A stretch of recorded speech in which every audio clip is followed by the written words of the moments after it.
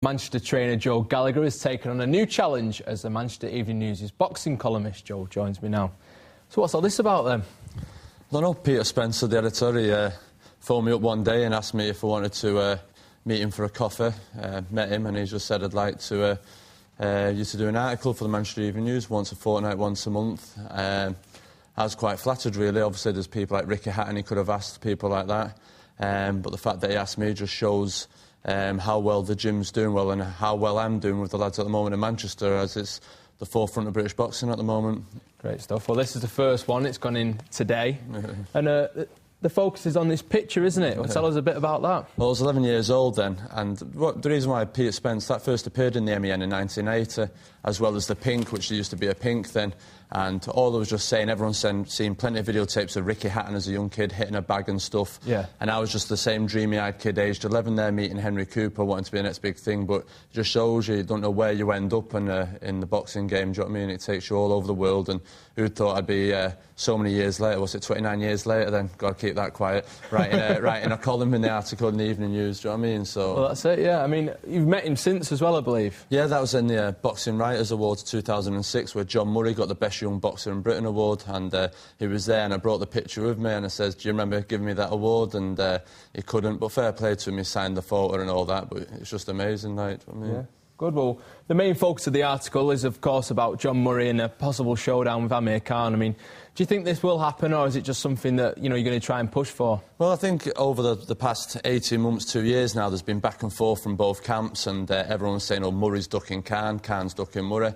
I think up to recently people was thinking, everyone in Manchester knows now that John Murray isn't ducking Amir Khan, and after reading the press of the weekend and the Nationals, it's obvious Amir Khan's running from John Murray. He's on about fleeing the country and going live in America. He doesn't like the sniping and the bitterness, and all we're saying is there's two fights there. You called us out 2 years ago. We said put up or shut up, and we're ready to step up to the challenge, and you've since moved up a weight division, and before anyone says Amir's in a different weight division now, there's no point in fighting him. Well, Amir's used to fighting smaller men, so that's why we think he should take the fight.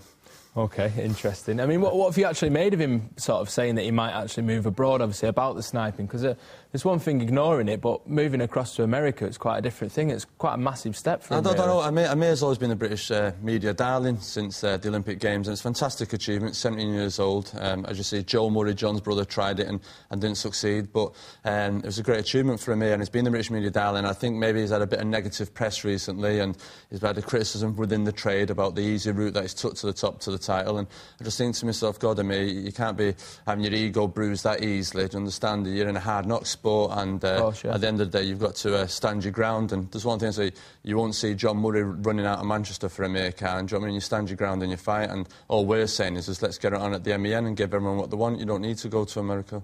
OK, well, some of the other lads from your gym are doing well, of course, as well. Can we mention a few of those? Yeah, it's fantastic. As you know, Matthew Macklin won the European title last week. That was like 3 years to the day after him losing to Jamie Moore. Have you seen Jamie Moore lost last weekend, exactly, which was a big upset. I'm sure he'll come back now, and there's talk about Jamie Moore, Matthew Macklin, which was the fight of the year 3 years ago, so there's chance of that. You've got Crawler fighting Michael Brody, a legend from Manchester, coming up November the 27th. Massive fight, that. Like I say, and Joe Murray, the Olympian, he's out again soon, so the gym's busy. We've got a massive month in November now coming up, and in December. So, like I said, we're doing well, and hopefully they will have world titles in the camp by July next year. Excellent. Well, the best of luck with everything, including the column. I'll keep a keen eye on that. If anything else crops up, you're very welcome to come back in again. All right, and thanks for your time. Thanks, Joe. Thanks very much.